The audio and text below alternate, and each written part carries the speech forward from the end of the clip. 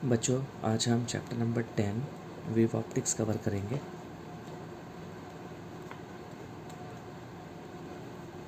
Wave optics में सबसे ज़्यादा इम्पॉर्टेंट टॉपिक आपको पढ़ने वाले हैं।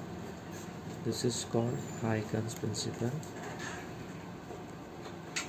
इसके बाद आप पढ़ेंगे इंटरफेरेंस और लास्ट में आप लोगों को पढ़ाऊँगा मैं डाइफ्रैक्शन। ये मोस्ट इम्पॉर्टेंट 3 टॉपिक है।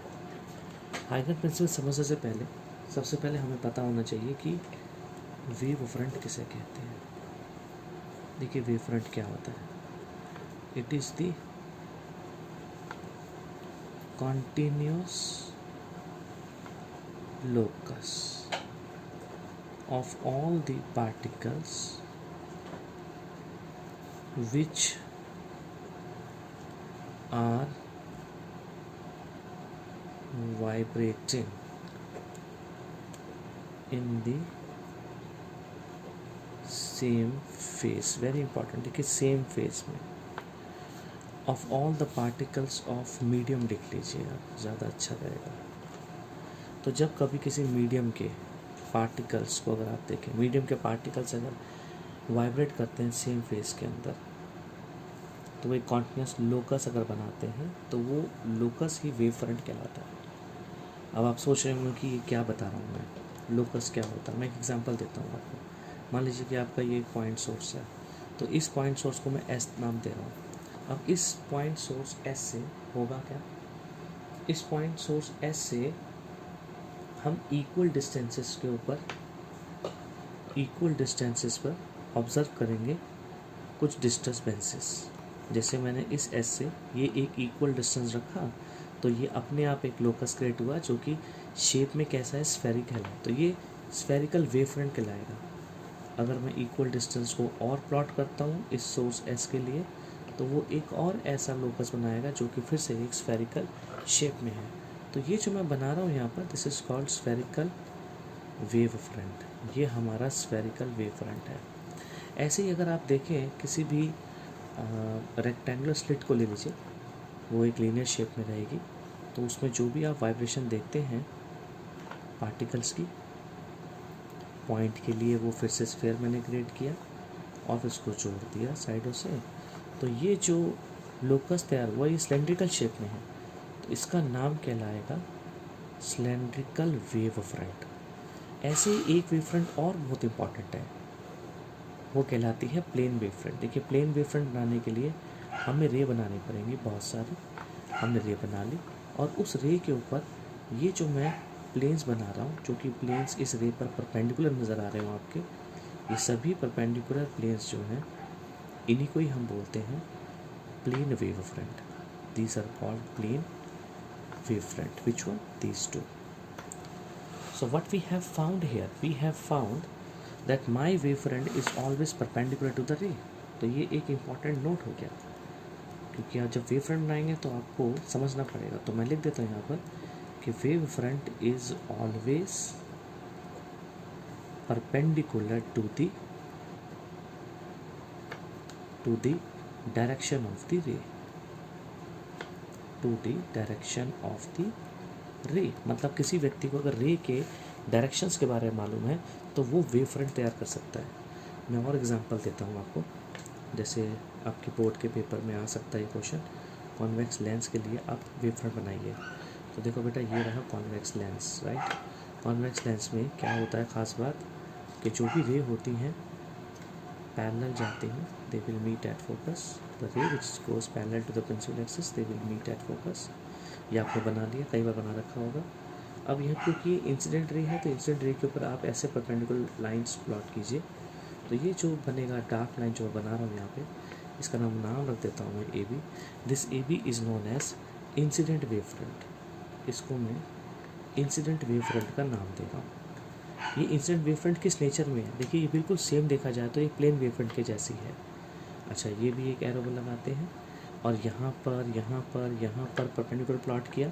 देखिए ये जो कर्व बन रहा है, ये जो आर्क बन रही है, ये आर्क जो है ये कहलाती है रिफ्रैक्टेड वेव फ्रंट। इसको आप कन्वर्जिंग वेव फ्रंट भी बोल सकते हो। इसके अलावा देखिए कॉनकेव मिरर, अगर मैं कॉनकेव मिरर को बनाऊं, देखिए कॉनकेव मिरर में कैसा होगा, ये रहा आपका concave mirror. Fine, all the rays which are coming parallel to the principal axis they will meet at focus, वो यहाँ मिलेंगी, राइट, और वो यहाँ मिलेंगी, ऐसे जाएंगी, राइट। ये तो आपको ऑलरेडी आता ही होगा सबको रे डायग्राम। और ये जो आप देख रहे हैं, ये this is my perpendicular point, and ये जो परपेंडिकुलर पॉइंट मैंने आपको सभी जोड़े, इन परपेंडिकुलर पॉइंट्स को जोड़ने पर मुझे एक वेव फ्रंट मिलती है जिसका नाम है इंसिडेंट वेव फ्रंट। फिर से मैं इसका नाम रखूँगा ए बी। मैं यहाँ पे जो इंसिडेंट वेव फ्रंट है उसका नाम ए बी रखूँगा, और जो मेरी रिफ्रैक्टेड या रिफ्लेक्टेड वेव फ्रंट होगी उसको मैं ए डैश बी डैश के नाम से रखूँगा। यहाँ पर भी अगर आप इन सबको मिलाएंगे तो ये तैयार हो जाएगा, this is called A dash and B dash. और ये किस तरह का वेव फ्रंट है जो मैं डार्क कर रहा हूँ, ये वेव फ्रंट नेचर में है रिफ्लेक्टेड वेव फ्रंट। मैं इसको रिफ्लेक्टेड वेव फ्रंट क्यों बोल रहा हूँ, बिकॉज ये रिफ्लेक्शन से बना है। इसके अलावा तीसरा जो है वो है प्रिज्म। प्रिज्म पर भी आ जाता है क्वेश्चन कि आप प्रिज्म के प्लॉट करके उसका एक वेव फ्रंट तैयार करें। तो ये रहा आपका नॉर्मल, ये भी रहा बेटा नॉर्मल। यहाँ से आप लोगों का रे गया straight and it goes straight now and then it deviate. तो अगर आप ध्यान से देखेंगे तो इसी के ही पैरेलल आप रे प्लॉट कीजिए। जो भी आप रे बनाएंगे उस पर ध्यान से देखिए, ये वेव फ्रंट कैसा बोला मैंने, परपेंडिकुलर होगा। आप ऐसे बनाइए A B, this A B is my incident wave front. Similarly जो रे होगी वो कुछ ऐसा पैरेलल ही जाएंगे। तो ये जो वेव फ्रंट तैयार हो रहा है डार्क, ये वाला जिसका नाम मैंने रखा है ए डैश बी डैश, ये कहलाएगा यहाँ पर रिफ्रैक्टेड वेव फ्रंट, या इसको आप प्लेन वेव फ्रंट भी बोल सकते हैं। तो इस तरीके से हम लोगों ने अभी क्या सीखा कि वेव फ्रंट होता क्या है और वेव फ्रंट किस तरीके से आपको स्केचेस करने हैं एग्ज़ाम के अंदर। ये काफ़ी इंपॉर्टेंट क्वेश्चन है स्केचेस करने का, और आता है आपको 1 मार्क्स में। कई बार देखा गया है कि ये इन सभी के लिए वेव फ्रंट स्केच करने के लिए आते हैं, तो आप वेव फ्रंट को स्केच बहुत आसानी से आप कर सकते हैं। मैं इसको डाल देता हूँ, ये मेरा पेज नंबर 1 हो गया है। अब हम चलते हैं पेज नंबर 2 के ऊपर।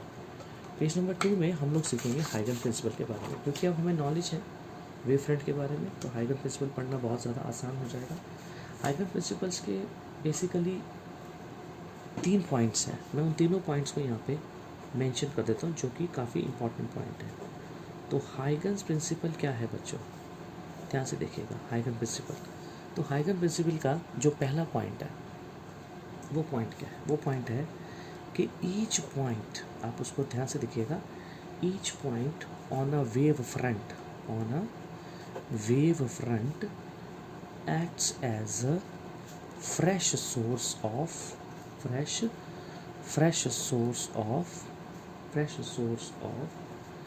new disturbances,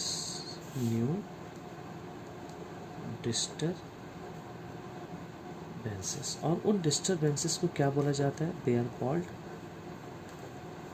secondary waves, या फिर आप उनको क्या बोल सकते हैं, वेवलेट्स भी बोल सकते हैं। सेकेंडरी वेव्स या फिर वेवलेट बोल सकते हो। यानी कि हर एक पॉइंट किसी वेव फ्रंट पे जो होता है एक फ्रेश सोर्स की तरह काम करता है। ये मैंने एस लिखा है, ध्यान दीजिएगा, SOURCE, फ्रेश सोर्स।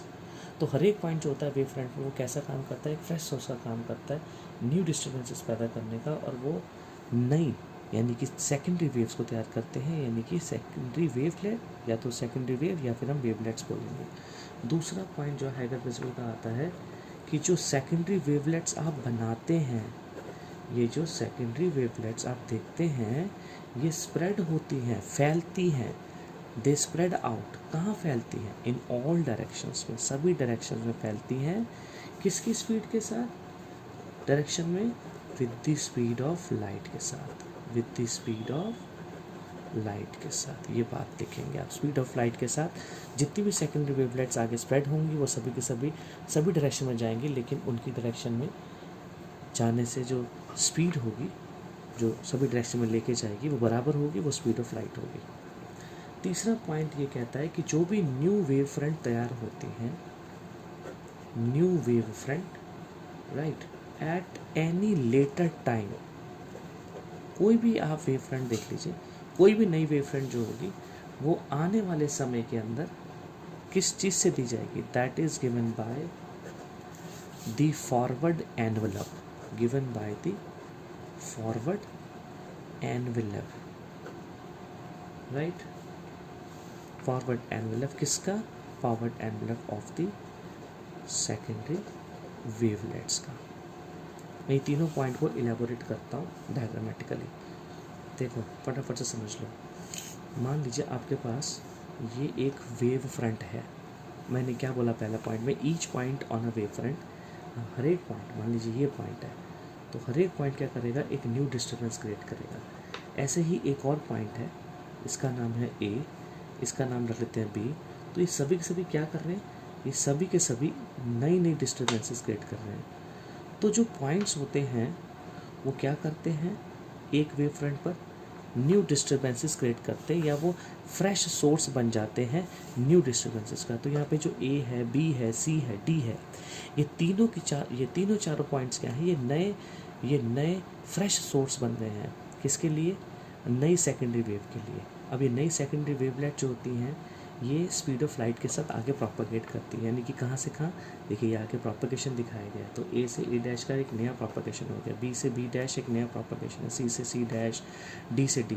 अगर आप इन सभी पॉइंट्स को फिर से जोड़ देते हैं, राइट, अगर आप इन सभी पॉइंट को जोड़ेंगे तो आपको एक नया, मतलब टेंजेंट्स के, अगर आप इन्हीं कर्व के सभी टेंजेंट्स को मिला देंगे तो आपको ये ए बी के अलावा ये नया नाम दे दीजिए P Q.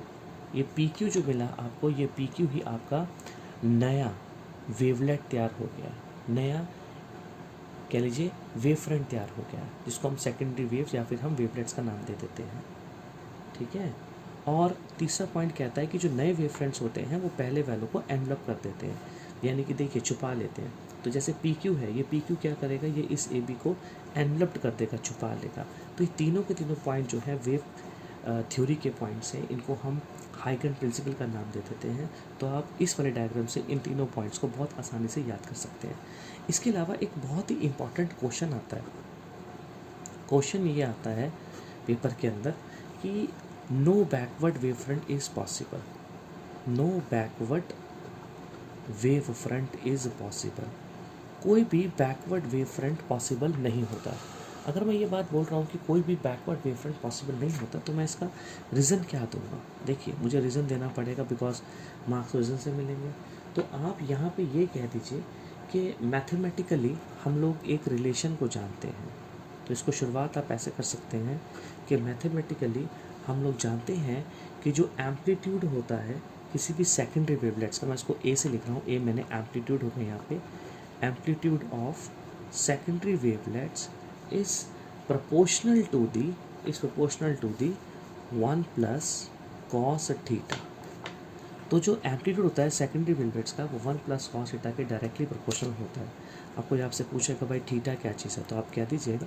Theta is the angle, ये एक ऐसा एंगल है, it is the angle between the रे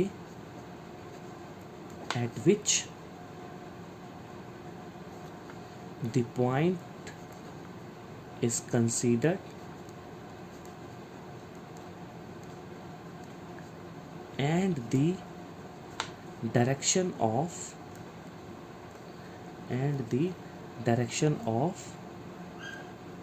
secondary wavelets। तो थीटा एक ऐसा एंगल। अब मैं थीटा को समझाने की कोशिश करता हूँ इसी वाली डायग्राम के ऊपर।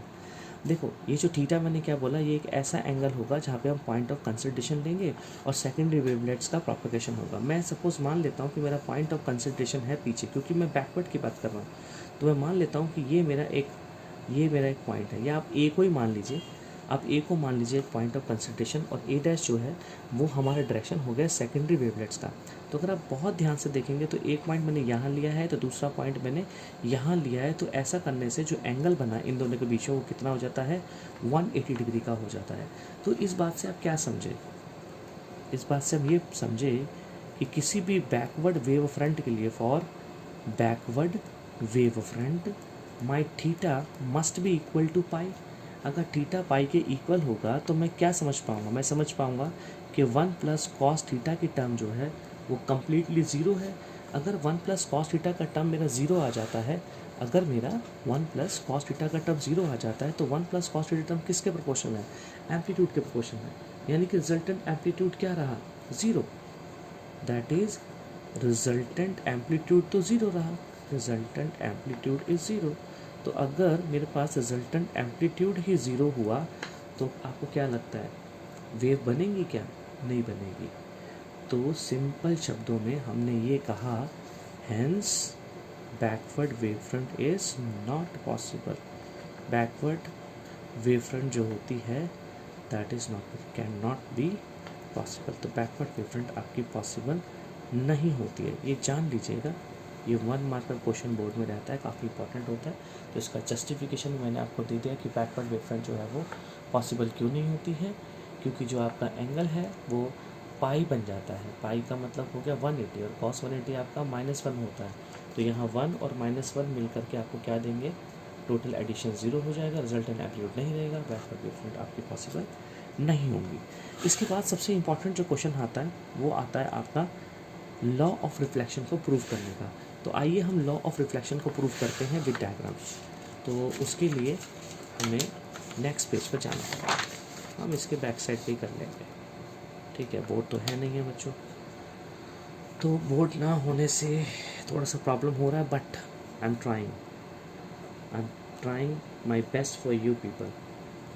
लॉ ऑफ रिफ्लेक्शन क्या होगा? देखिए, लॉ ऑफ रिफ्लेक्शन ये बहुत ही ज़्यादा इंपॉर्टेंट क्वेश्चन में से एक क्वेश्चन आता है, पेपर में आएगा। हाइगन प्रिंसिपल का यूज़ करके लॉ ऑफ रिफ्लेक्शन कीजिए। बहुत सारे स्टूडेंट जो होते हैं डायरेक्टली I = R जैसी डेफिनेशन दे देते हैं, ऐसा नहीं करना है आपको। इसके लिए डायग्राम मोस्ट इंपॉर्टेंट होगा, डायग्राम पे जो फोकस करेगा उसी को ही मार्क्स मिलने वाले हैं, ठीक है। यहाँ पर रटने की कोई ज़रूरत नहीं है, समझने की कोशिश कीजिएगा।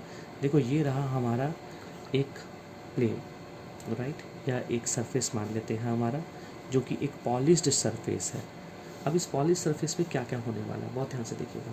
मैं इस पॉलिश सरफेस पे सबसे पहले तो एक नॉर्मल को गिरा देता हूँ। This is my normal and I am giving this name N to B, right.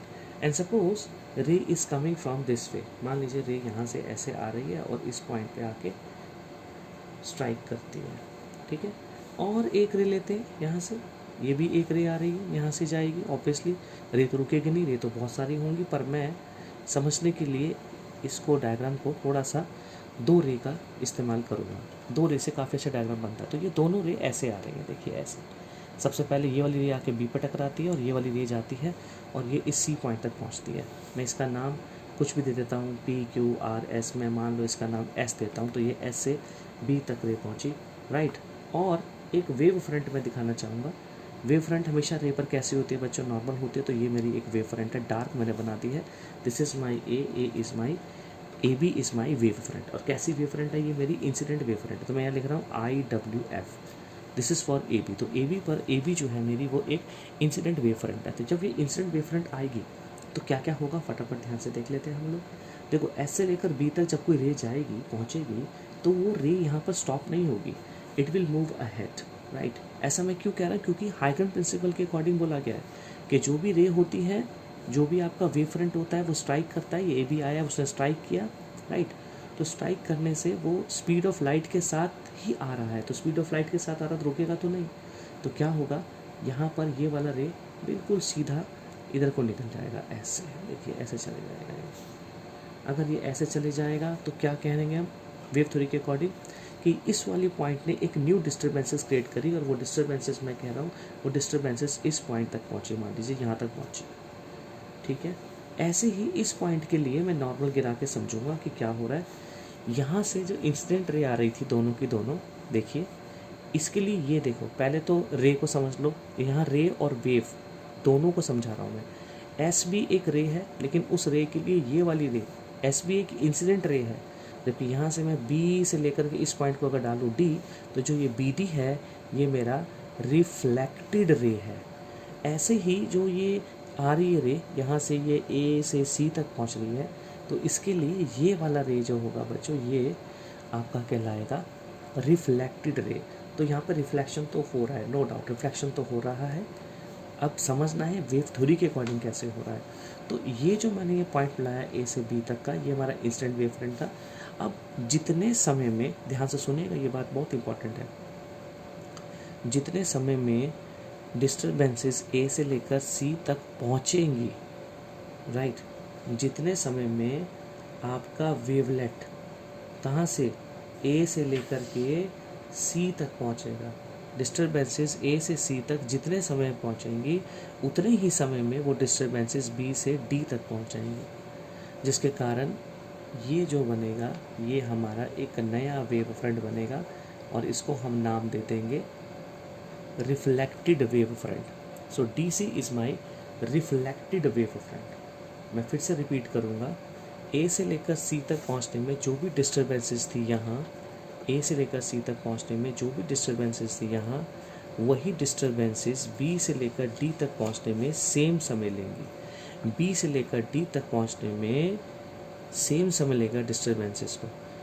ठीक है, देखो ये क्यों मैं ऐसा बोल रहा हूँ, मैं और आपको समझाता हूँ। मान लीजिए ये ऐसे है ना, ये वेव फ्रंट ऐसे आ रही है, राइट, ये रही, ये वेव फ्रंट ऐसे आ रही है, तो देखिए ये वेव फ्रंट पहले आएगी, ये वाला हिस्सा पहले स्ट्राइक करेगा और ये वाला हिस्सा बाद में स्ट्राइक करेगा। तो ये वाला हिस्सा जो पहले स्ट्राइक करेगा, उसके स्ट्राइक करने सरफेस पर जो वेव्स होंगी या फिर आप कह लीजिए रे होगी या पार्टिकल होगा लाइट का, वो यहाँ पे रुकेंगे नहीं, लाइट यहाँ पे रुकेगी नहीं, राइट, वो क्या करेगी, वो फिर आगे रिफ्लेक्ट करेगी। तो ये क्या होगा, रिफ्लेक्शन होगा, लाइट यहाँ की ओर चलना शुरू करेगी, ऐसे ऊपर की ओर चली जाएगी।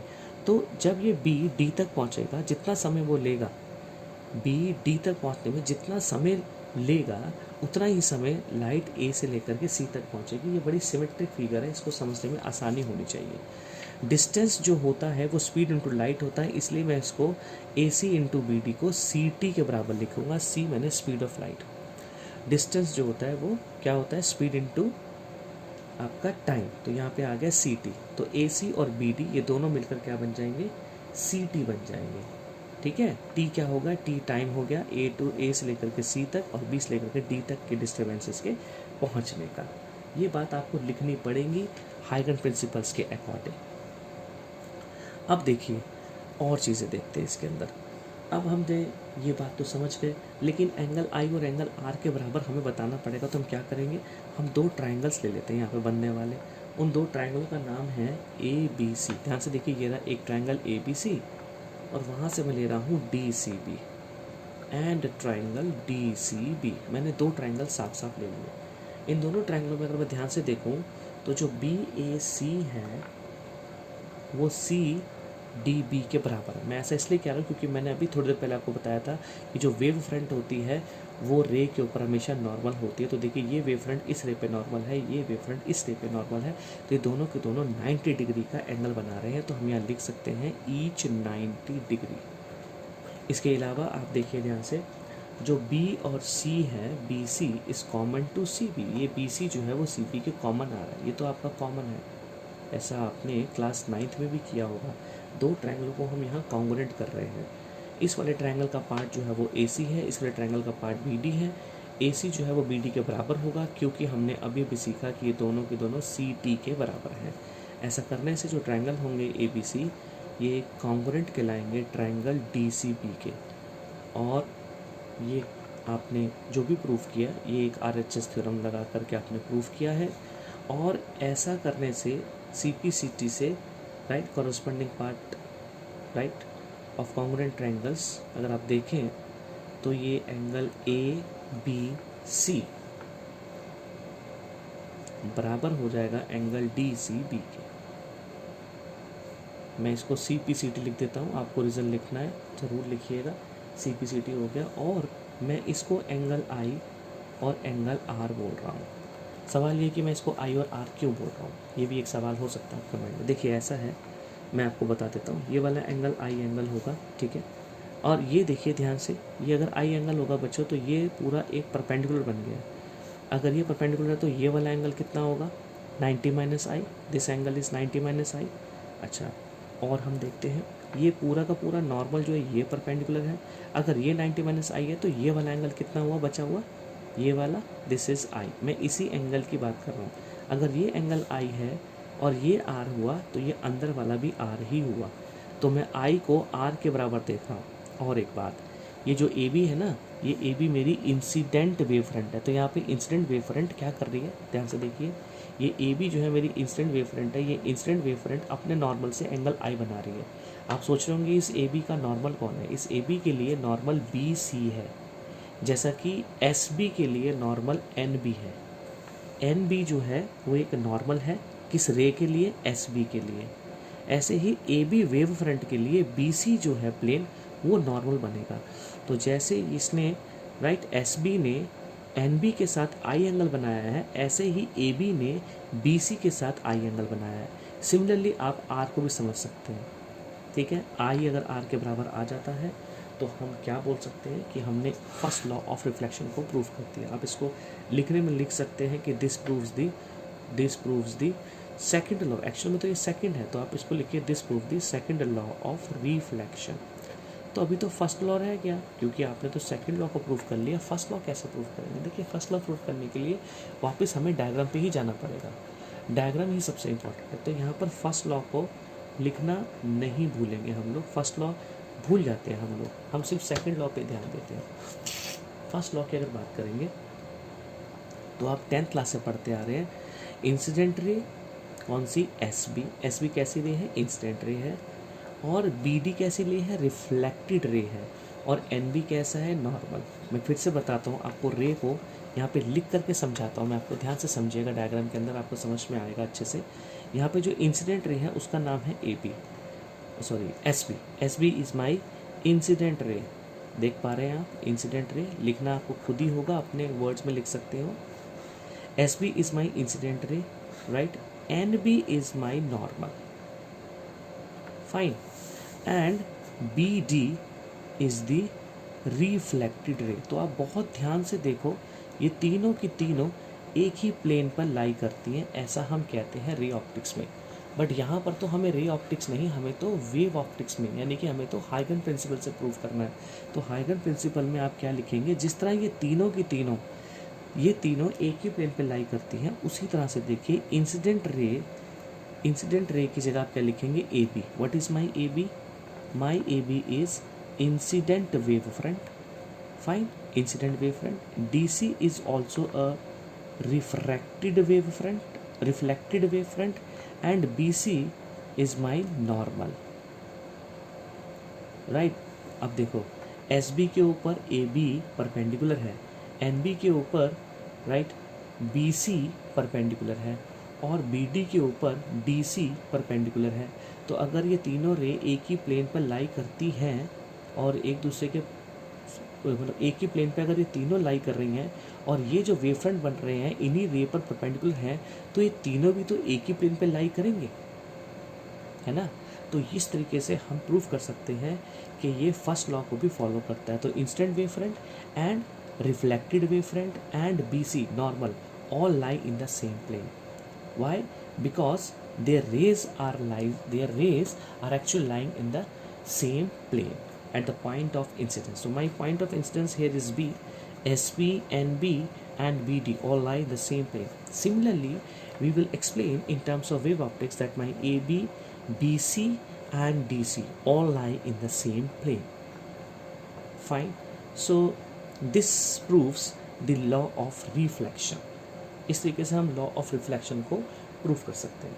अब सबसे इम्पॉर्टेंट था लॉ ऑफ रिफ्लेक्शन, लेकिन बोर्ड में एक और क्वेश्चन भी आता है। लॉ ऑफ रिफ्लेक्शन तो हमने किया हाइगन प्रिंसिपल से, अब हम करने जा रहे हैं लॉ ऑफ रिफ्रैक्शन, वो भी काफ़ी इंपॉर्टेंट है।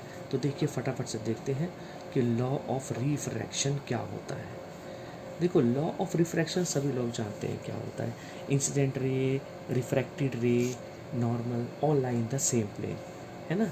ये तो आप पढ़ चुके हैं, बट इन टर्म्स ऑफ आपने रे पढ़ा होगा, मैं आपको वेव थ्योरी के अकॉर्डिंग पढ़ाऊंगा।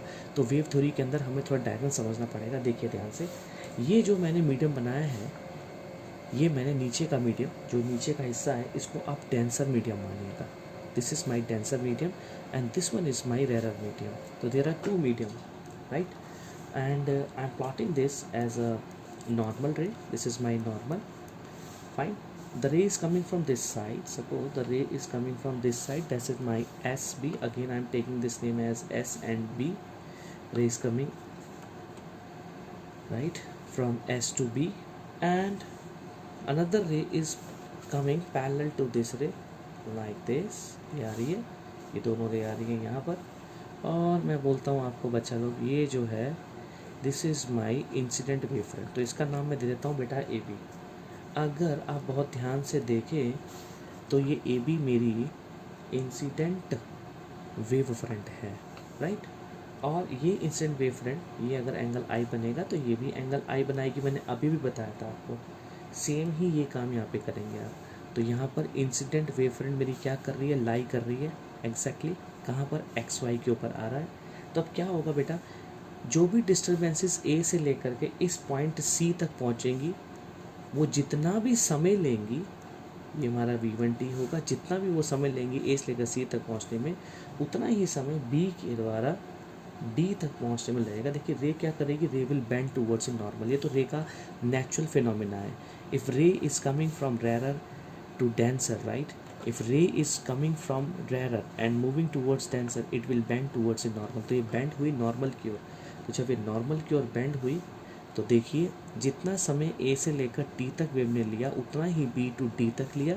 तो ये एक नई वेव फ्रंट आपकी तैयार हो गई, जिसका नाम है रिफ्रैक्टेड वेव फ्रंट। इसको आप रिफ्रैक्टेड वेव फ्रंट कहेंगे। और ये रिफ्रैक्टेड वेव फ्रंट आपके डेंसर मीडियम में आ रही है, इसका नाम आप डी दे सकते हैं। मैंने ये ऐसा स्फेरिकल शेप में इसलिए बनाया बिकॉज मैं समझ रहा हूँ कि हर एक पॉइंट से पैदा होने वाला जो वेव फ्रंट है वो स्फेरिकल होगा। तो ये बी पॉइंट एक स्फेरिकल, एक पॉइंट सोर्स का काम करेगा यहाँ पे, तो स्फेरिकल वेव फ्रंट्स बनेंगी। और ए से लेकर सी तक पहुँचने का टाइम सेम है, बट वेलोसिटी देखिए अलग है। वेलोसिटी अलग क्यों होगा, because medium is rare. Similarly यहाँ पर जो वेलोसिटी होगी इसकी वो अलग होगी v2, तो लेकिन टाइम सेम है, तो ये डिस्टेंस बी डी कहलाएगा v2t। हमें अगर स्नेल्स लॉ प्रूव करना है तो हमें दोनों ही केसेस देखने चाहिए। तो दोनों केसेस में अगर आप ध्यान से देखेंगे तो ये देखिए, मैं फिर से बनाता हूँ, ये रहा मेरा एक्स और वाई बनाता हूँ, या एक मेरा मीडियम है। अब मैं इस मीडियम को ऊपर रखता हूँ डेंसर को, क्योंकि मुझे अगर रेरर टू डेंसर जाना है तो मुझे डेंसर टू रेरर भी समझना पड़ेगा कि हो क्या रहा है। तो मैंने डेंसर टू रेरर के लिए भी क्या किया, एक नॉर्मल रे क्रिएट की, राइट। अब रे जो है डेंसर से आ रही है ऐसे, जब रे डेंसर से आती है तो क्या होता है बच्चों, अवे फ्रॉम द नॉर्मल। तो देखिए अवे कर दीजिए, ये रे अवे हो गई नॉर्मल। यहाँ से भी रे ऐसे आ रही है, देखिए ये रे ऐसे आ रही है। जब ये रे ऐसे आती है तो रे पर लगने वाला जो भी परपेंडिकुलर लाइन होगा वो क्या बनाएगा, वो फिर से बनाएगा वो incident wave front. So this is my incident wave front. So incident wave front is my A B, A B is my incident wave front. तो जो भी रे यहाँ से आई थी, राइट, वो इंसिडेंट वेव फ्रंट कितना एंगल बना रही है, यहाँ पर आई एंगल बना रही है। अगर ये वाला एंगल मैं आई लूँगा तो ये मैं एंगल आई लेना ही होगा मुझे। सिमिलरली बच्चे देखो, यहाँ पर अगर आप आर एंगल ये ले रहे हो तो ये वाला एंगल भी आपको खुद ब खुद स्मॉल आर बन जाता है। ऐसे ही आप देखिए, ये वाला एंगल आप अगर आर बनाएंगे, रिफ्रैक्टेड एंगल बनाएंगे, तो ये वाला एंगल मतलब ए से लेकर के सी तक पहुँचने में जितनी भी डिस्टर्बेंसेस होंगी वो जितना समय लेंगी, मान लीजिए वो टी टाइम लेती हैं, तो वही सेम टाइम ए से लेकर मतलब बी से लेकर के डी तक पहुँचने में भी वेव लेगी। और ऐसा करने से जो वेव फ्रंट है वो हमारी यहाँ ऐसे तैयार हो जाएगी। देखिए ये this is my wave front, इसका नाम है C D. C D is my refracted wave front, ये मेरी रिफ्रैक्टेड वेव फ्रंट है। दोनों ही वेव फ्रंट, दोनों ही डायग्राम मैंने बना दिए। डेंसर से अगर एरर होगा तब क्या होगा, डेंसर एरर दिखाने के लिए थोड़ा सा ये ऊपर की ओर कर दीजिए ऐसे, और इसको नीचे की ओर कर दीजिए, थोड़ा सा आपको अच्छा समझ में आएगा कि ये एक रेरर मीडियम है, ये एक डेंसर मीडियम है। जबकि यहाँ पर अगर आप ध्यान देंगे तो ये एक डेंसर मीडियम है और ये एक रेरर मीडियम है। दोनों ही केस में आप देख सकते हैं कि इंसिडेंट वेव फ्रंट और रिफ्रैक्टेड वेव फ्रंट डिफरेंट है। मैंने हालांकि नाम सेम दिए क्योंकि मैं प्रूफ एक ही लूँगा। हम एक ही प्रूफ कर सकते हैं दोनों डायग्राम को बना करके, बहुत आसान हो जाएगा। उससे आपको प्रूफ करने में भी आसानी होगी, समझाने में भी आसानी होगी। जो भी आप रे बनाएंगे, रे में आप एरो बनाना ना भूलिए, राइट। एरो जो है बहुत इंपॉर्टेंट चीज़ होती है। तो ए से लेकर सी तक पहुँचने में v1t डिस्टेंस हुआ, ए टू सी इज़ v1t, और ऐसे ही b to d is again v2t। अच्छा, why velocities are change because medium is change. तो मीडियम में तो आपको मालूम होगा कि रेरर में और डेंसर में जो है थोड़ा फ़र्क होता है। वेलोसिटी जो होती है वो सेम नहीं रह सकती, डिफरेंट होती है। डिफरेंट वेलोसिटी के कारण इनके जो डिस्टेंस निकल के आ रहे हैं वो डिस्टेंस भी डिफरेंट है। अब हमें क्या बताना चाहिए, हमें बताना चाहिए कि यहाँ पर अकॉर्डिंग टू हाइगर प्रिंसिपल क्या हो रहा है। देखिए, अगर ये यूजिंग हाइगर प्रिंसिपल है तो हाइगर प्रिंसिपल का इस्तेमाल ज़रूर कीजिएगा, मतलब राइटिंग में आप ज़रूर लिखना। ऐसे ही आप हाइगर प्रिंसिपल के यूज़ को मतलब राइटिंग प्रोसेस में यूज़ कीजिएगा। तो अकॉर्डिंग टू हाइगन प्रिंसिपल क्या, हाइगन प्रिंसिपल के अकॉर्डिंग क्या, जो हर एक पॉइंट होगा एसी के ऊपर वो सेकेंडरी AC के ऊपर देखो, ये जो AC है, तो हाइगन प्रिंसिपल के अकॉर्डिंग हर एक पॉइंट AC के ऊपर सेकेंडरी वेवलेट्स पैदा करेगा। समझ रहे हैं? वो एक सेकेंडरी वेवलेट्स पैदा करेगा, और वो जो सेकेंडरी वेवलेट्स बने, वो भी जो बनेंगे हाइगन प्रिंसिपल के मुताबिक, जो भी आपका पॉइंट होगा, कैसा पॉइंट, BC के ऊपर आप पॉइंट देख लीजिए, क्योंकि BC एक आपका इंटरफेस है, AC नहीं होगा, यहाँ पे BC होगा। तो हाइगन प्रिंसिपल के मुताबिक हर एक पॉइंट जो होगा B और C के ऊपर, वो सेकेंडरी वेवलेट स्टार्ट कराएगा सेकंड मीडियम के अंदर विद स्पीड V2 की स्पीड के साथ। समझ रहे हैं? मैं थोड़ा सा इसमें लिख देता हूँ ताकि आप समझ पाएँ। तो अकॉर्डिंग टू हाइगन principle from each point on BC, right, the secondary wavelets, लिखना चाहिए आपको, ये 2 लाइन तो लिखनी चाहिए। secondary wavelets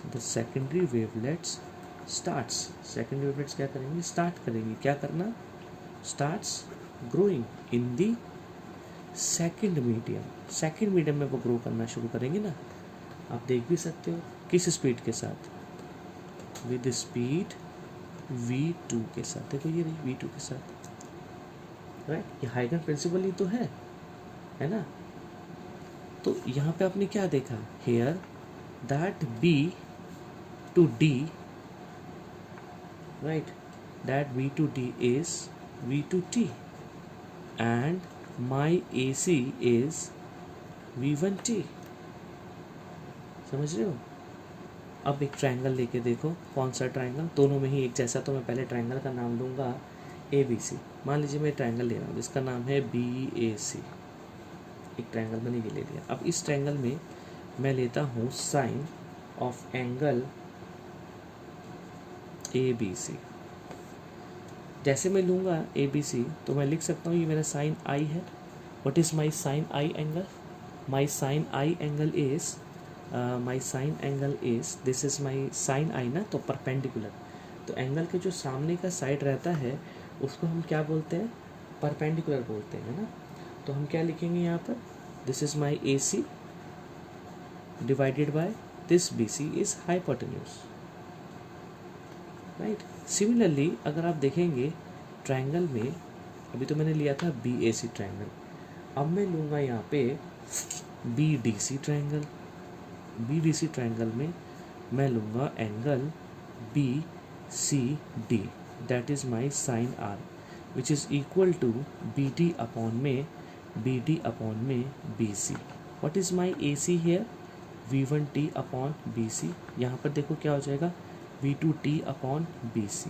अगर मैं इन दोनों को साइन I को साइन R से डिवाइड करूँ तो मुझे क्या मिलने वाला है, बहुत ध्यान से देखिएगा, पढ़ चुके हो आप। साइन I अपॉन में साइन R, देखो V1 अपॉन V2, बिकॉज यहाँ से BC से BC कट गया, T से T कट गया, V है V1 अपॉन V2।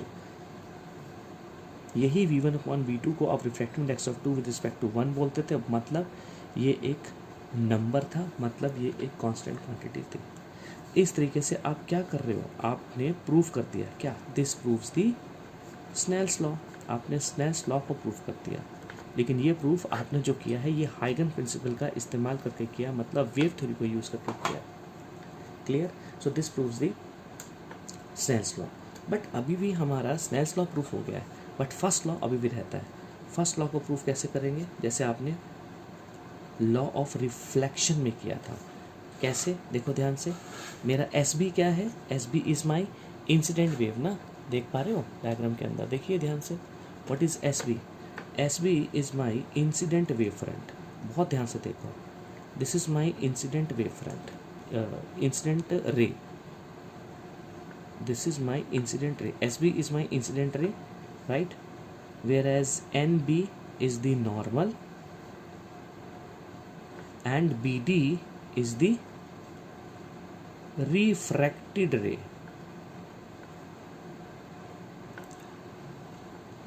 ठीक है, तो इसके कॉरस्पॉन्ड अगर आप ध्यान से देखेंगे तो इंसिडेंट रे क्या है, SB, जबकि AB क्या है, AB is my incident wave front. ये तो इंसिडेंट रे है, तो ए बी मेरा इंसिडेंट वेव फ्रंट है।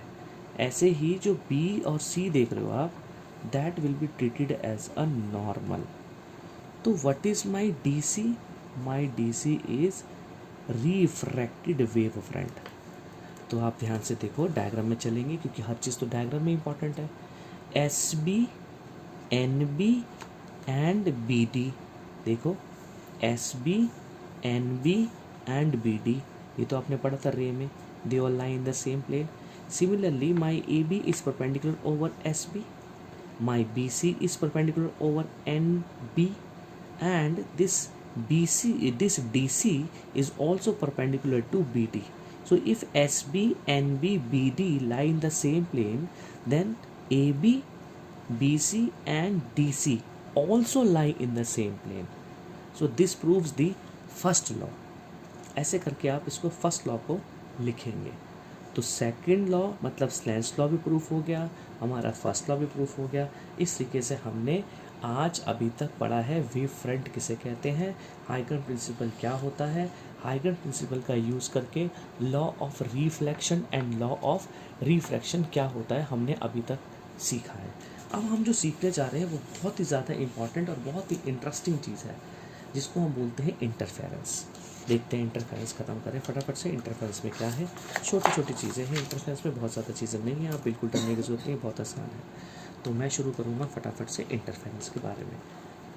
इंटरफेरेंस, देखो मैं इंटरफेरेंस को शॉर्टकट में अगर आपको याद दिलाऊँ ना बच्चों, तो वो होता है रीडिस्ट्रीब्यूशन। मेरी बात को ध्यान से सुनिएगा, ऐसे करोगे तो जल्दी याद हो जाएगा। Redistribution of intensities, intensities of light.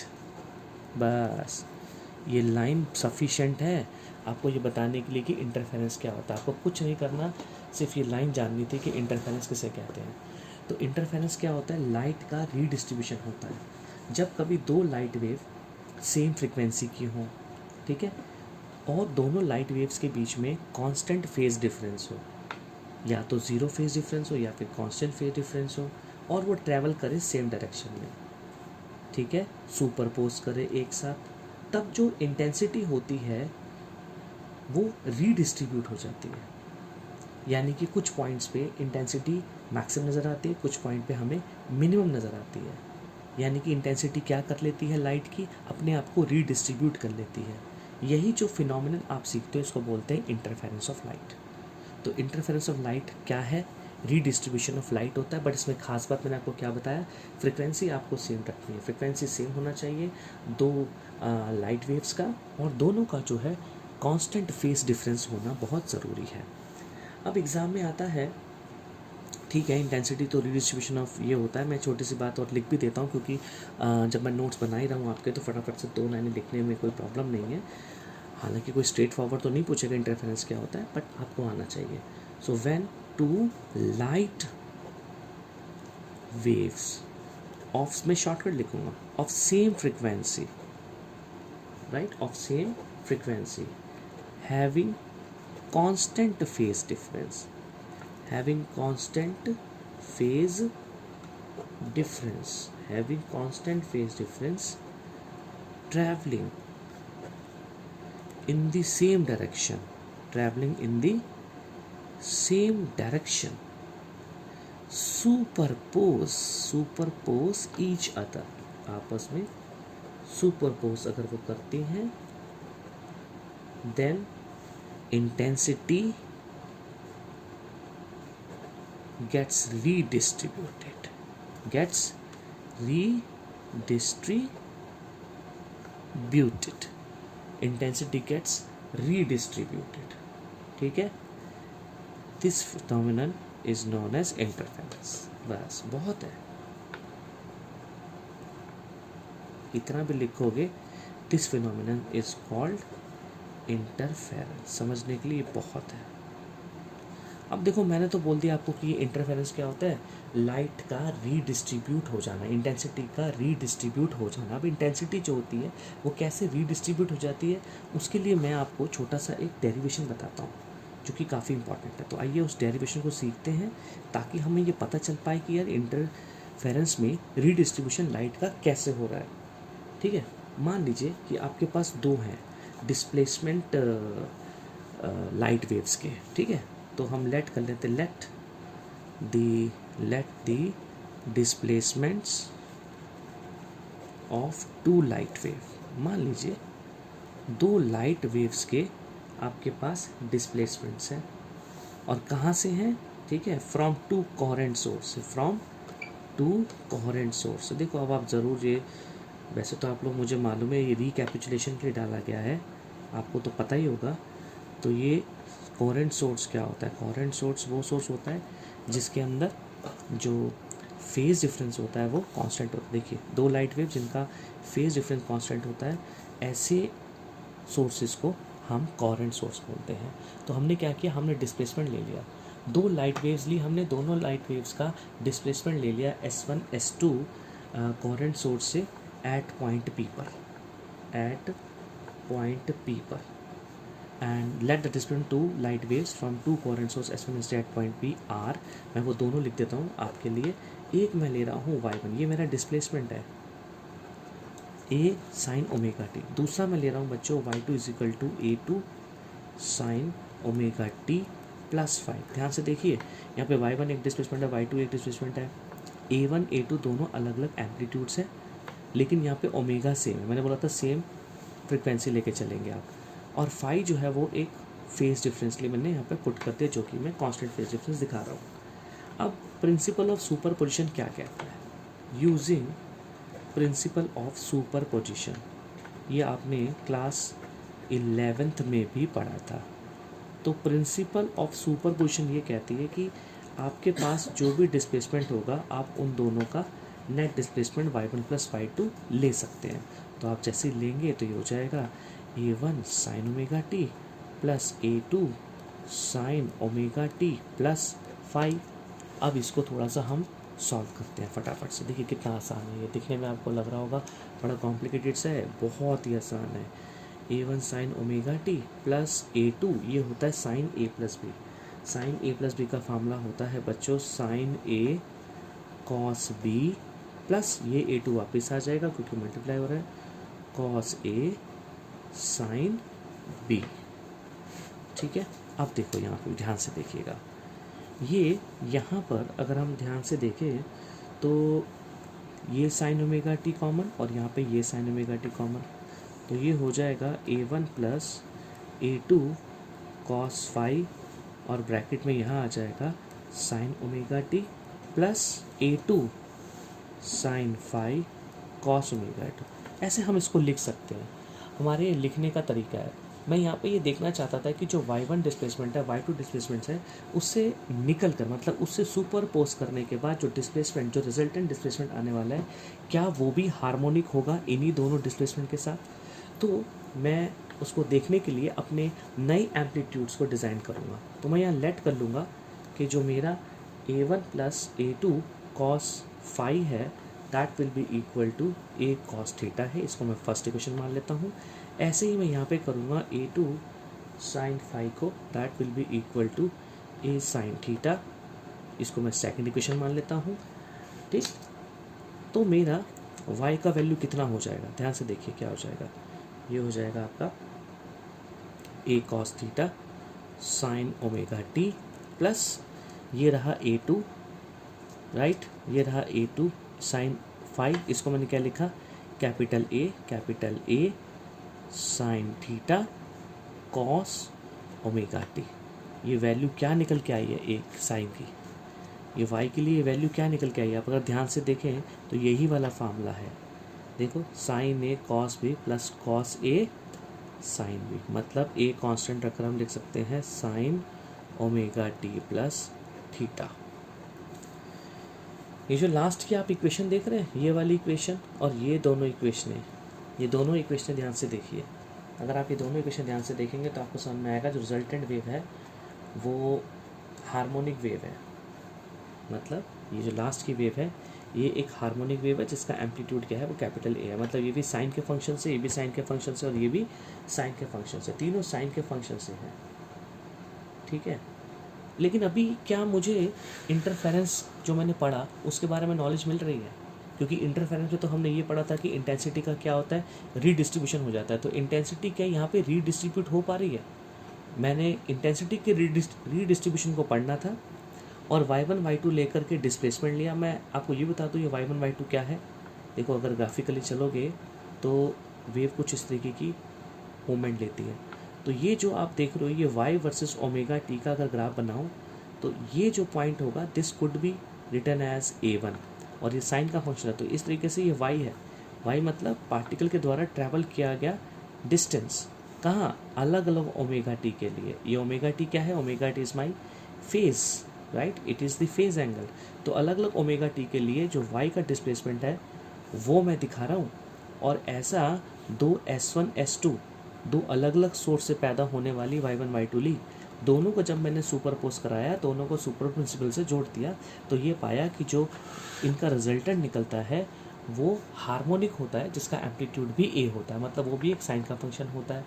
ठीक है, चलो अब ये देखते हैं कि ऐसा करने से लाइट की इंटेंसिटी में क्या रीडिस्ट्रीब्यूशन हुआ।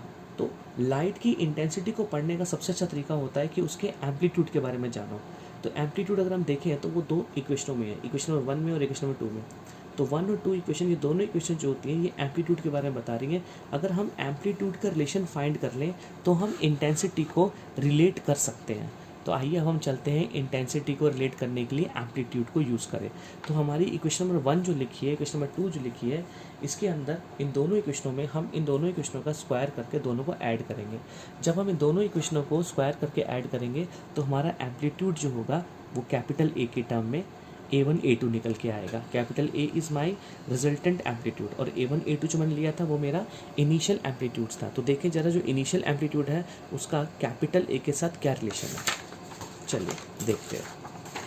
तो मैंने क्या कहा, मैंने कहा हम स्क्वायरिंग करेंगे। किसको स्क्वायरिंग करेंगे, आप लोगों ने नोट किया ही था साथ साथ। तो स्क्वायरिंग करेंगे एंड एडिंग करेंगे। तो अगर हम स्क्वायरिंग और एडिंग करते हैं इक्वेशन फर्स्ट को और सेकंड को तो हमें क्या मिलता है, देखिए, a का square cos square theta plus a का स्क्वायर साइन स्क्वायर थीटा। ठीक है, स्क्वायरिंग कर दिया।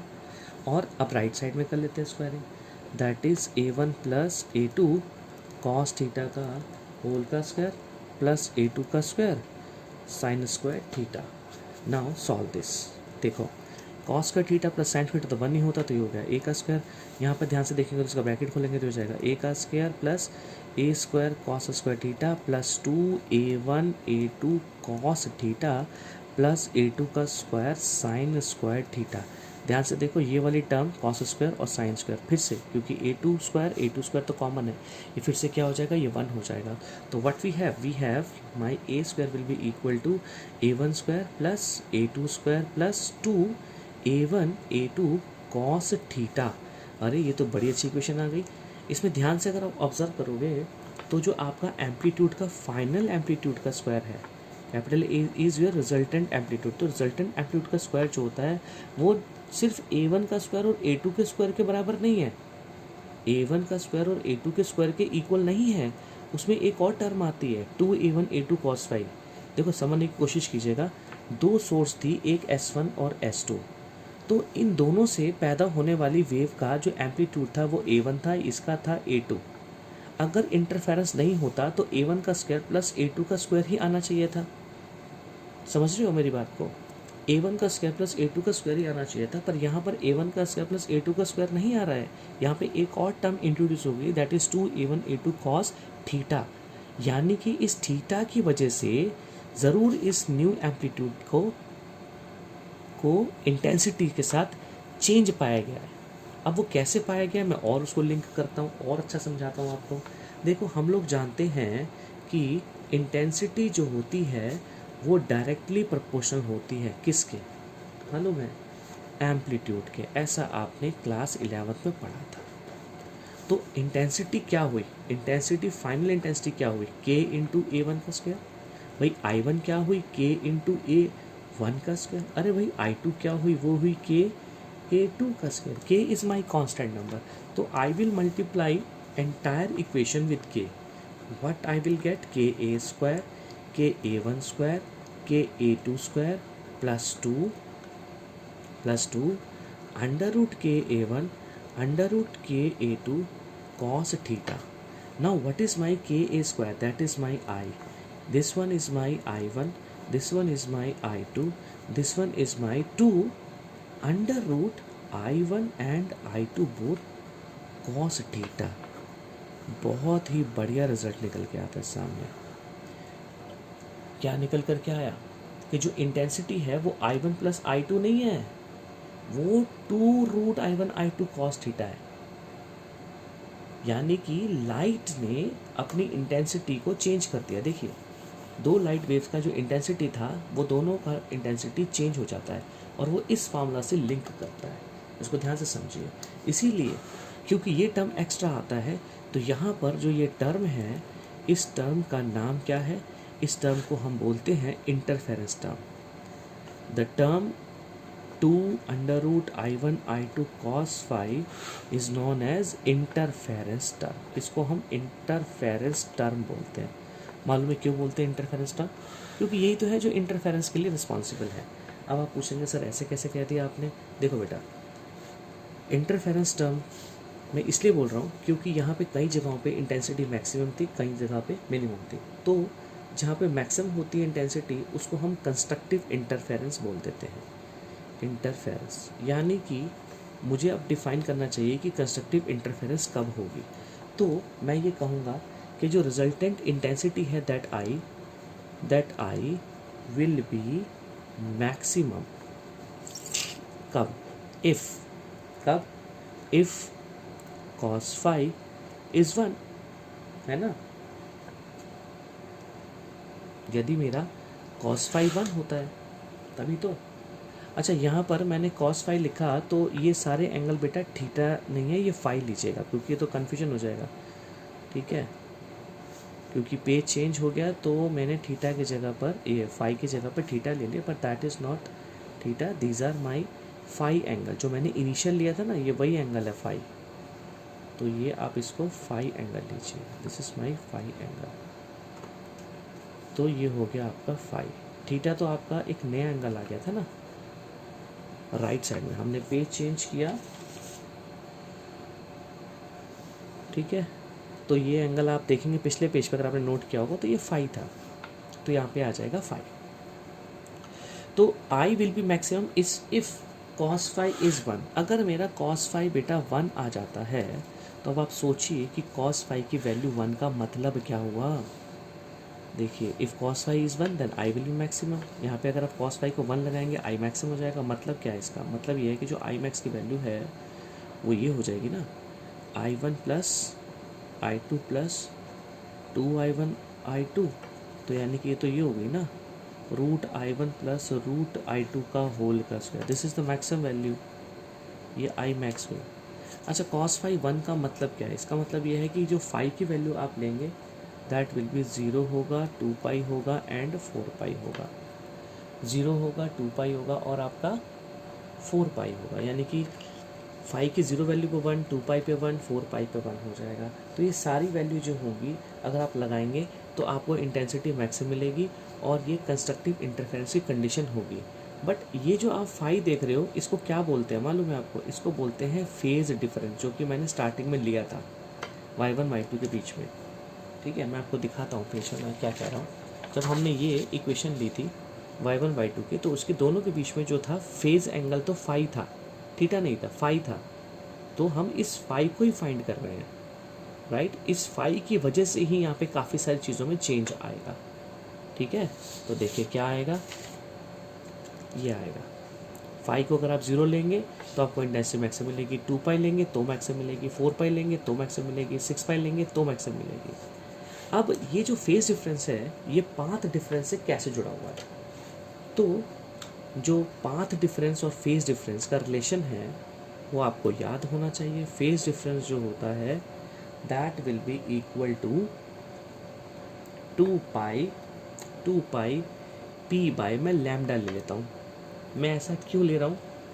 देखिए, जो लैम्डा होता है उसका कॉरस्पॉन्डिंग जो फेज डिफरेंस होता है वो 2 पाई होता है, और पी मैंने एक ऐसी random phase difference path difference को एज्यूम कर लिया। तो अगर लैम्डा के लिए मेरा 2 पाई का फेज डिफरेंस है, देखो मैं यहाँ पे बता देता हूँ आपको, अगर लैम्डा के लिए मेरा 2 पाई का फेज डिफरेंस होगा तो एनी पार्ट डिफरेंस पी के लिए कितना हो जाएगा, 2 pi by lambda into P. तो this is my general formula for phase difference. अब देखिए अगर फेज डिफरेंस का ये फार्मूला है तो मैं पार्ट डिफरेंस अलग अलग फेज ले निकाल सकता हूँ ना, जैसे कि ऐसे, यदि 2 पी पाई लैम्डा मेरा 0 के बराबर हो, बिकॉज ये भी फेज है, तो what is my lambda is, पता है कितना निकल रहा है, देखो निकाल के 0 निकल रहा है। ऐसे ही 2 पाई पी बाई लैम्डा को अगर मैं 2 पाई लूँगा तो क्या हो जाएगा, देखो अगर मैं इस 2 पाई पी पाई लैम्डा को लेता हूँ 2 पाई, तो देखो कितना आ रहा है, that is equal to P की वैल्यू कितना आ रहा है, लैम्डा आ रहा है। मतलब एक बार जो मेरा पी का वैल्यू है दैट इज़ माई 0, एक बार मेरा पी का वैल्यू आ रहा है लैम्डा। ऐसे ही 2 pi P lambda is equal to 4 pi लोगे तो इस पी का वैल्यू आएगा आपका 2 लैम्डा। मतलब पी का जो वैल्यू है वो 0 आ रहा है, लैम्डा आ रहा है, 2 लैम्डा आ रहा है, 3 लैम्डा आ रहा है and so on, that is n lambda आ रहा है। तो मैं क्या ऑब्जर्व कर पा रहा हूँ, मैं ये ऑब्जर्व कर पा रहा हूँ या तो पाथ डिफरेंस इंटीग्रल मल्टीपल होना चाहिए लैम्डा का, फिर से सुनिए, या तो पाथ डिफरेंस इंटीग्रल मल्टीपल होना चाहिए लैम्डा का, किसके लिए, कंस्ट्रक्टिव इंटरफेरेंस के लिए, या फिर आपका इवन मल्टीपल होना चाहिए फेज डिफरेंस किसका, पाई का। ये दोनों बातें अलग अलग हैं, मैं ये दोनों बातों को यहाँ पे लिख के आपको समझाता हूँ। मैं बोल रहा हूँ constructive interference occurs if phase difference is even multiple of pi. या अगर आपको ये नहीं बोलना तो आप बोलिए if path difference is integral multiple of lambda. आप ये दो बातें अलग अलग, ये दोनों बातें अलग अलग है, राइट।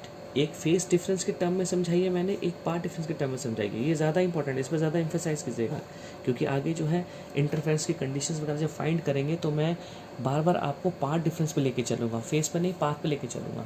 पाथ से ही मैं आपको दिखाऊंगा अभी कि किस तरीके से आपका कंस्ट्रक्टिव और डिस्ट्रक्टिव इंटरफेरेंस डार्क और ब्राइट फ्रिंजेस को भी बनाता है। देखिए डिस्ट्रक्टिव इंटरफेरेंस क्या हो जाएगा, आइए अब इसकी कंडीशन जान लेते हैं। डिस्ट्रक्टिव इंटरफेरेंस में I will be minimum if, कब होगा ये minimum, if my cos phi is -1, यानी कि मेरा फाई का वैल्यू -1 कब कब होता है बच्चों, या तो पाई पे या 3 पाई पे या 4 पाई और 5 पाई पे, मतलब ऑड मल्टीपल ऑफ पाई पे, है ना। तो इसका कॉरस्पॉन्डिंग जब आप पी निकालोगे, जैसे मैंने ये निकाला था, तो आप ये पाओगे ये निकलेगा λ/2, 3 λ/2, 5 λ/2 and so on, this is 2n-1 λ/2।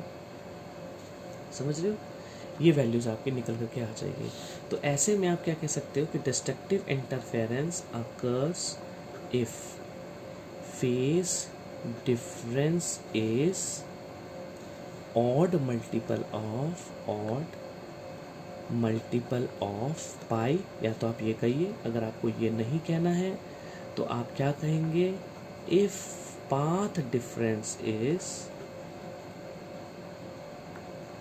odd multiple of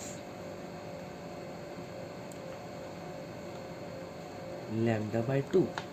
इन दोनों बातों में से आपको एक बात कहनी है, या तो आप फेज डिफरेंस या पार्ट डिफरेंस। फिर से कहूँगा आप पार्ट डिफरेंस को ही याद कीजिए, मैं उसको बॉक्स में बना रहा हूँ ताकि आपको याद रहे। यानी कि अगर कोई आपसे पूछे कि भाई कंस्ट्रक्टिव और डिस्ट्रक्टिव इंटरफेरेंस की कंडीशंस के बारे में बताइए, तो आप बिल्कुल निश्चिंत होकर बताइएगा कि कंस्ट्रक्टिव इंटरफेरेंस तब होगी जब path difference integral multiple of pi होगा, या फिर path difference odd multiple of λ/2 होगा। बहुत ही सिंपल और साधारण शब्दों में आप इसके आंसर्स को दे सकते हैं, ठीक है। इसके अलावा हम चलते हैं अब नए टॉपिक की ओर। नया टॉपिक जो हम लेने जा रहे हैं वो है हमारा फ्रिंज विड्थ। मैं पहले आपको डेरिवेटिव पार्ट को ख़त्म कराऊंगा, बिकॉज डेरिवेटिव पार्ट ही सबसे इम्पॉर्टेंट है, वो थोड़ा आ जाए दिमाग में तो फिर मैं आपको लिंक करते हुए कुछ क्वेश्चंस करा दूँगा। तो जो हम पढ़ने जा रहे हैं that is about the derivation of expression. मैं लिख देता हूँ यहाँ पे, एक्सप्रेशन सिखाने जा रहा हूँ किसका, एक्सप्रेशन ऑफ फ्रिंज विड्थ का। देखो जब YDSC एक्सपेरिमेंट चलता है, यंग डबल स्लिट एक्सपेरिमेंट के अंदर ही सब कुछ चल रहा था, तो जब यंग डबल स्लिट एक्सपेरिमेंट चलता है तो हमें फ्रिंज विड्थ निकालनी पड़ती है। फ्रिंज विड्थ को हम बीटा से डिनोट करते हैं, ठीक है। मैं यहाँ पे एक फिगर बना के आपको समझाता हूँ कि हम क्या करने जा रहे हैं। देखिए ये रहा एक आपका सोर्स, और यहाँ पर I am taking as S1 as a slit, S1 S2, these are two slits, fine, and we have a screen here. We are assuming that there is a screen and we have a point called P.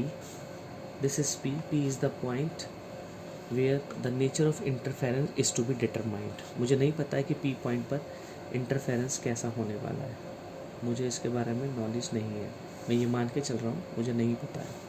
तो S1 से P तक भी कुछ रे जाएंगी, S2 से P तक भी कुछ ना कुछ वेव्स जाएंगी, वेव्स पहुंच रही हैं लगातार। और मैं आपको बता दूं S1 से और S2 से हम ये दो पॉइंट, एक A और एक B बोलेंगे।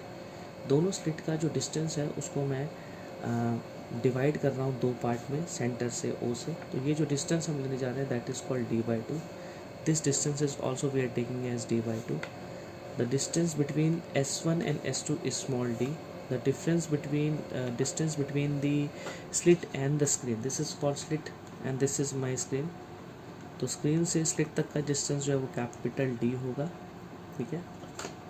और मैं लेट कर लेता हूँ कि जो P पॉइंट है मेरा वो ओरिजिन से X डिस्टेंस पर है। मुझे नहीं पता है कि P पॉइंट का बेसिकली नेचर कैसा होगा, तो मैंने यहाँ पर कंसीडर कर लिया, क्या कंसीडर कर लिया एक point P, consider point P on the screen. मैंने एक स्क्रीन पे P पॉइंट देख लिया at a distance X, right, from the centre, centre O से। ये रहा मेरा सेंटर O, इस सेंटर O से मैंने P पॉइंट को स्क्रीन पर देख लिया। अच्छा, नेचर मुझे नहीं पता, so the nature of interference at point P depends, क्योंकि मुझे नहीं पता है तो वो किस बात पे डिपेंड करता है, डिपेंड्स ऑन पाथ डिफरेंस। ये मत भूलिएगा, आप ज़रूर सोच रहे होंगे कि सर ने ये क्या बता दिया, जो नेचर है वो पाथ डिफरेंस पे डिपेंड कह रहे हैं सर, ऐसा क्यों कह रहे हैं। देखिए पाथ डिफरेंस और उस पाथ डिफरेंस को मैं P से ही ले लेता हूँ, that P will be consider as, देखिए छोटा P लेता हूँ, path difference is small P, that is equal to S2P minus का S1P बोल रहा हूँ मैं। देखो ये S2P यहाँ से यहाँ तक जाने में वेव को और यहाँ से यहाँ तक जाने में वेव को अगर ध्यान से देखें तो ट्रैवलिंग जो है वो S2 से P का ज़्यादा है S1 से। तो S2 से P तक पहुँचने में और S1 से P तक पहुँचने में कोई ना कोई डिफरेंस आएगा। अगर आप उसको देखना चाहते हो, देखो मैं यहाँ से एक परपेंडिकुलर लाइन ड्रॉ करूँ ना तो एक्चुअल में ये डिफरेंस आएगा। तो S2 से P तक का और S1 से P तक का जो डिफरेंस है उसको हम क्या बोलते हैं, पाथ डिफरेंस बोलते हैं।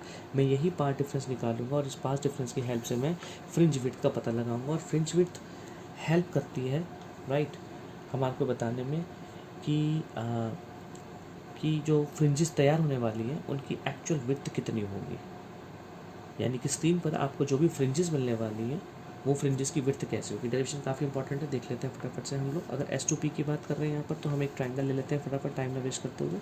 एक ट्रायंगल है जिसका नाम है S2PB एंड एक मैं ट्रायंगल ले रहा हूँ जिसका नाम है S1PA। आप ध्यान से देखिए S2PB में जो S2P है और वो बराबर हो जाएगा, this is hypotenuse, so I will write S2B का होल स्क्वायर प्लस PB का स्क्वायर का पावर 1/2 लिख सकते हैं हम ऐसे ही हम S1P को लिख सकते हैं S1A का होल स्क्वायर प्लस PA का होल स्क्वायर का पावर 1/2। ये वैल्यू यहाँ पे डालिए, देखिए क्या निकलता है P का वैल्यू। मैंने जैसे ही डाला S2B का होल स्क्वायर तो S2B का होल स्क्वायर प्लस PB का होल स्क्वायर, ये वाली वैल्यू यहाँ पर आ जाएगी हाफ, राइट, और उसको माइनस कर देंगे हम S1A square plus PA square की पावर 1/2 से। अब हम वैल्यूज़ को पुट करते हैं, मतलब जो जो आपके वेरिएबल्स में डालिए। S two B is actually D, so that is D square. What is my P B? My P B is, ध्यान से देखिए, this is my X and that distance is d/2, so I will write x plus d/2 whole square to the power 1/2 minus what is my s1a, that is my d square plus x minus d/2 whole square to the power 1/2. Now I'm taking d square में से मैं d square को common लूँगा तो power half है, तो bracket में रह जाएगा 1 plus x plus d/2 का whole square divided by d square, और इसका पावर भी आधा है, तो मैं एक और बड़ा ब्रैकेट बनाऊंगा। Then minus I will take 1 plus X by D 2 का स्क्वायर अपॉन में डी स्क्वायर की पावर 1/2 ब्रैकेट बंद। अब बेटा अगर आप ध्यान से, अगर आपको बाइनोमियल एक्सप्रेशंस याद हैं तो काम आसानी से हो जाएगा। बाइनोमियल थ्योरम ये कहते हैं कि 1 प्लस एक्स की पावर, अगर आपने यहाँ पर लिखा है, जैसे 1 प्लस एक्स लिखा है, 1 प्लस एक्स ले लीजिए, आसान हो जाएगा। 1 प्लस एक्स यहाँ लगाया है और यहाँ पे आपने पावर n भी रखा है, तो that will be the approximated 1 plus N X. वो भी तब जब x की वैल्यू आपकी बहुत छोटी हो 1 से। तो अगर इस बात को आप ध्यान में रखो तो ये वाला एक्सप्रेशन ऐसे लिखा जाएगा, d will be equal to 1 plus, ये जो हाफ पावर होगी आगे आ जाएगी, बिकॉज ये वाला फैक्टर, आप देखिए ये वाला फैक्टर पूरा फैक्टर 1 से कम है, तो हाफ आगे आ जाएगी, तो ये हो जाएगा d का स्क्वायर, और ब्रैकेट में हो जाएगा x प्लस डी की पावर का स्क्वायर। देन मैं ब्रैकेट खोल रहा हूँ, यहाँ आ जाएगा माइनस का D square x minus d/2 का होल स्क्वायर, ब्रैकेट बंद। तो मेरा जो पावर था वो मेरा ख़त्म हो गया। 1 से -1 को मैंने कैंसिल कर दिया, यहाँ से d और 2d स्क्वायर कॉमन आ गया बाहर बेटा, ब्रैकेट में रह गया a प्लस बी का होल स्क्वायर, मैं यही लगा रहा हूँ, a का स्क्वायर प्लस b का स्क्वायर प्लस 2ab, ठीक है, और ये भी लगा लीजिए आप, a का स्क्वायर राइट प्लस बी का square minus minus then plus 2ab।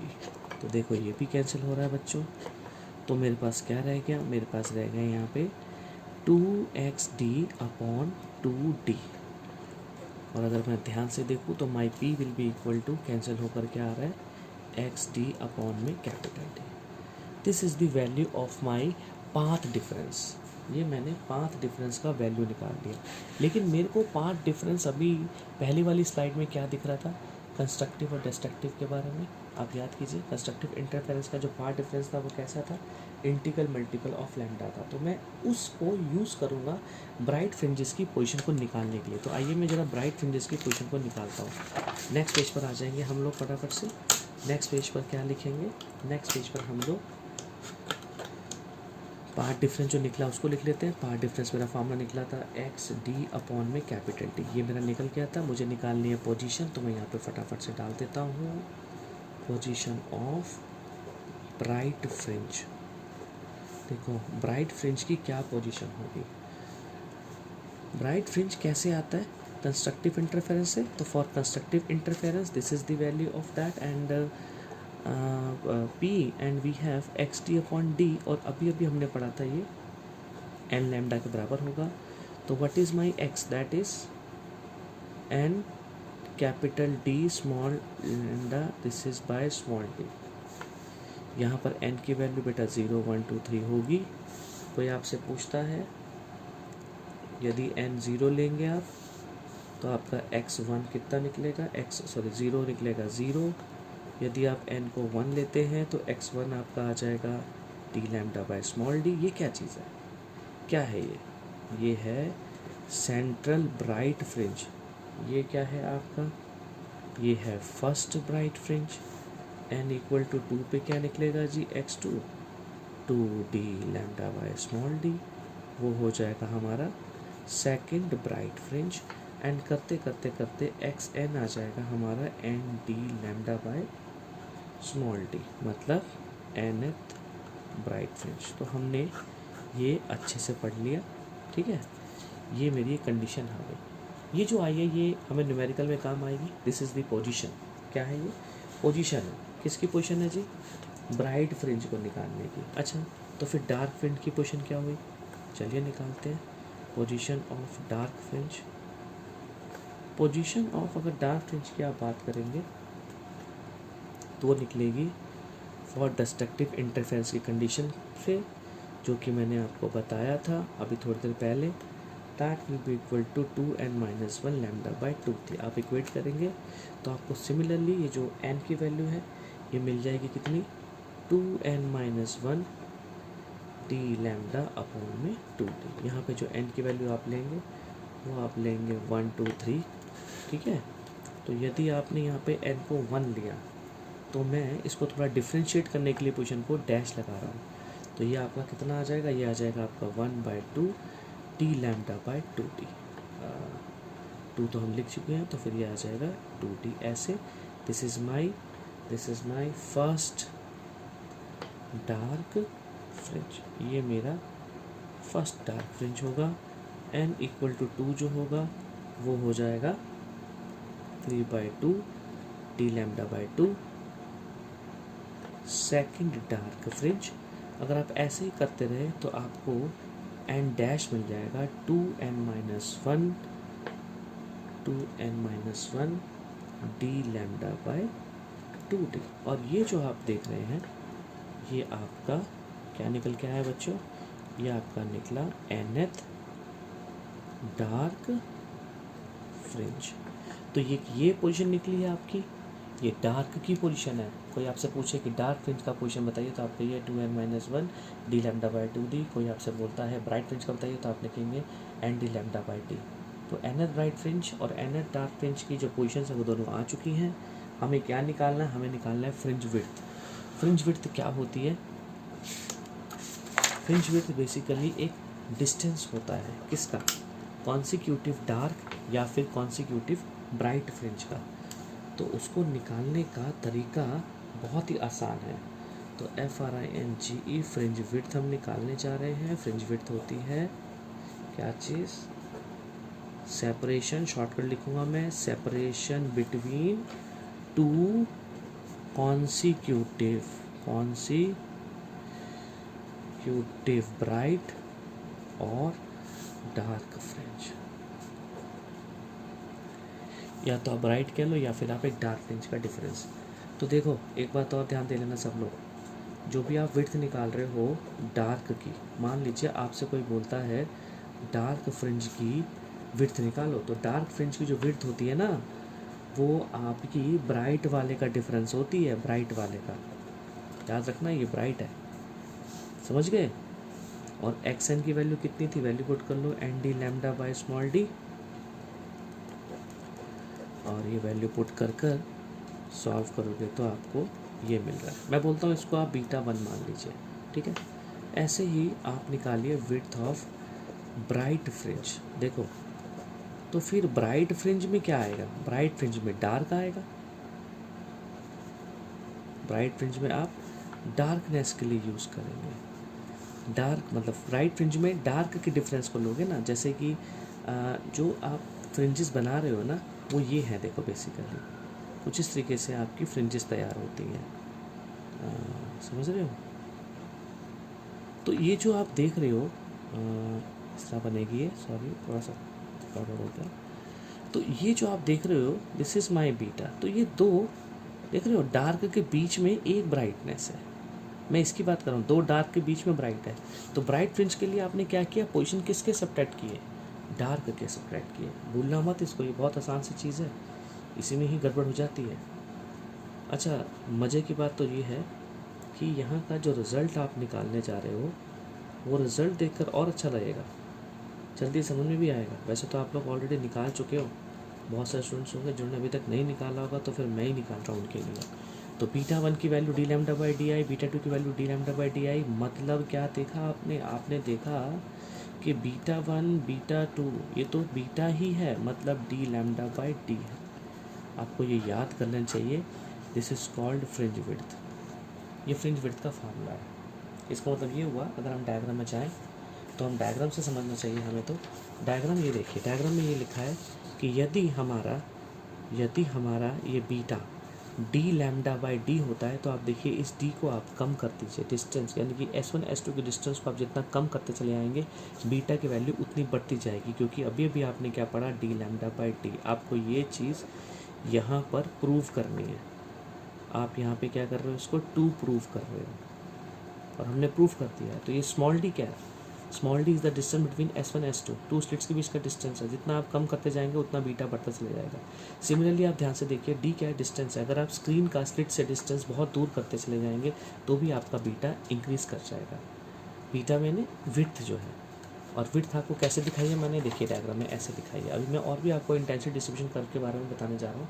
पहले आप ये चीज़ डाल लीजिए, मोस्ट इंपॉर्टेंट चीज़ है, एग्जाम में आती है इसलिए मैंने आपको करा दी, आपको कॉपी पे कर लेना चाहिए। कुछ पॉइंट्स और भी हैं इसमें जो हमें पढ़ लेना चाहिए, जैसे नोट नंबर 1 मैं आपको करवाने जा रहा हूँ। देखो, कोई आपसे पूछे कि सेंट्रल ब्राइट फ्रिंज की विड्थ कितनी होती है, तो उसको कैसे बताएंगे, width of central bright fringe, central bright fringe. देखो, हालांकि अभी 2 मिनट पहले मैंने आंसर दे दिया है ये, फिर भी कईयों को लगता है नहीं ब्राइट फ्रिंज का मतलब तो बीच की फ्रिंज हुई। तो बीच की फ्रिंज क्या होती है, 2 डार्क के बीच का डिफरेंस, तो 2 इंटू x1 डैश लगा दिया मैंने।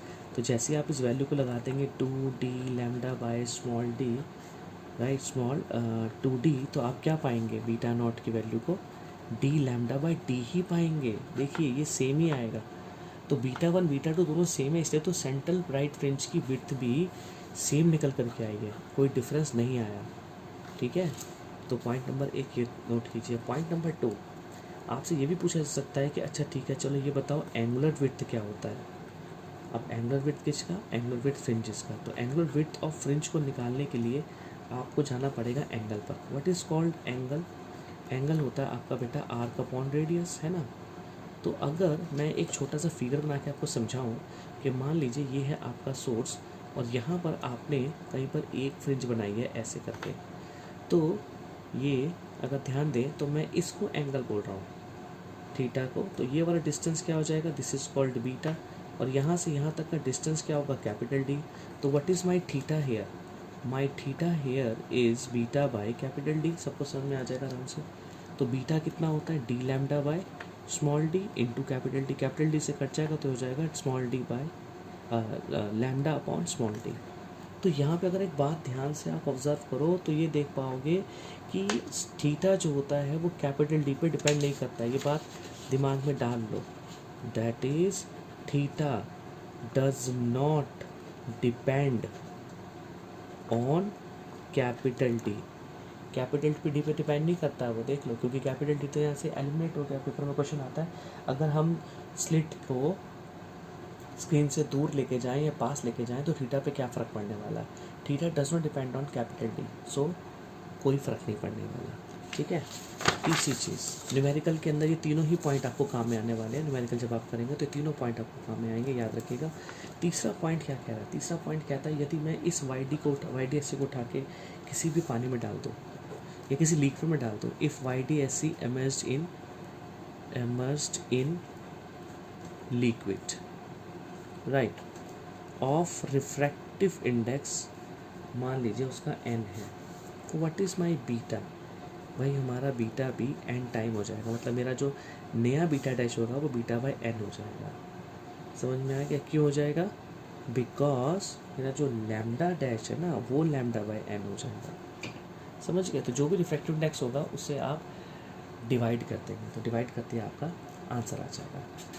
जब आपने ये कर लिया, YDSC पढ़ लिया, तो YDSC पढ़ने के बाद आपको आएगा पेपर के अंदर भाई इंटेंसिटी डिस्ट्रीब्यूशन कर्व के बारे में कुछ बताइए, क्या होगा बताइए। इंटेंसिटी डिस्ट्रीब्यूशन कर्व कैसे बनाएंगे आप, इंटेंसिटी डिस्ट्रीब्यूशन कर्व कैसे होगा, बहुत आसान है, 1 मार्क का क्वेश्चन है। इंटेंसिटी डिस्ट्रीब्यूशन कर्व बनाने के लिए आपको जाना पड़ेगा अपनी आई मैक्सिमम की वैल्यू का। तो आई मैक्सिमम आपने पढ़ा था √I1 √I2 वाला। तो अगर मैं उसको ध्यान से फॉर्मूले में डालूँ तो ये मैं ऐसे डाल सकता हूँ a+a का होल स्क्वायर। आप सोच रहे होंगे कि ऐसा मैंने क्यों डाला, मैंने मान लिया कि 2 लाइट वेव है तो दोनों की एम्पलीट्यूड सेम है। तो if 2 light waves have same amplitude, if 2 light waves have same amplitude, मान लीजिए स्मॉल a है, तो आई मैक्सिमम ये हो जाएगा, है ना। अगर ये हो जाएगा तो कितना हो जाएगा 4ka का स्क्वायर। मतलब ये वैल्यू कैसी हुई भाई, ये वाली वैल्यू तो हमारी कांस्टेंट आ रही है, सेम टू सेम रही अच्छी खासी। लेकिन अगर आप इसी में ही आई मिनिमा निकालेंगे तो ज़रा निकाल के देखिए कितना आ रहा है, ये तो 0 आ रहा है। देखिए ये 0 आ रहा है, ये कांस्टेंट आ रहा है, मतलब जो इंटेंसिटी है डार्क फ्रिंज की, यानी कि जो डार्क फ्रिंज होंगी वो परफेक्टली डार्क होंगी, जो ब्राइट फ्रिंज होंगी परफेक्टली ब्राइट होंगी। तो इंटेंसिटी डिस्ट्रीब्यूशन कर्व कैसा बनेगा, देखिए इंटेंसिटी डिस्ट्रीब्यूशन कर्व ऐसा बनेगा। आप स्ट्रेट लाइन खींचिए ऐसे करके, ठीक है, और ये बना दीजिए यहाँ से।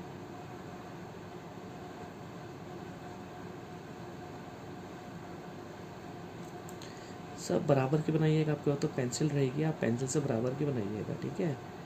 मेरे को तो बोर्ड भी पकड़ना पड़ रहा है क्योंकि आज बोर्ड नहीं है फ़िलहाल, तो मैं पेपर पे ही बना रहा हूँ, नोट्स तैयार हो रहे हैं। तो ये हो जाएगा बेटा डी लैम्डा बाई 2d, ये हो जाएगा 3d लैम्डा बाई 2d, ये हो जाएगा 5d लैम्डा बाई 2d। ऐसे यहाँ पर भी हो जाएगा D lambda by 2d minus का, ये हो जाएगा माइनस का 3d लैम्डा बाई 2d, ये हो जाएगा माइनस का 5d लैम्डा बाई 2d। ये चीज़ क्या है, डिस्टेंस फ्रॉम द सेंटर है। देखिए ये नहीं लिखते हैं स्टूडेंट, उन्हें पता ही नहीं रहता है कि हम क्या लिख रहे हैं। X axis Y axis define करना बहुत ज़रूरी है, राइट। अब इसको ऐसे दिखा दीजिए। तो ये आप देख पा रहे हो, ये हमारे डार्कनेस है और ये हमारे ब्राइट है, जो मोटे मोटे आप देख रहे हैं हम्प्स ढेर लाइक स्ट्रक्चर, ये हमारी ब्राइट फ्रिंजेस को शो कर रहा है। क्वेश्चन पेपर में एक और क्वेश्चन ज़रूर आता है जो काफ़ी इंपॉर्टेंट है, वो है कि एनर्जी का कंजर्वेशन ऑफ एनर्जी जो है वो इंटरफेरेंस में फॉलो होती है क्या।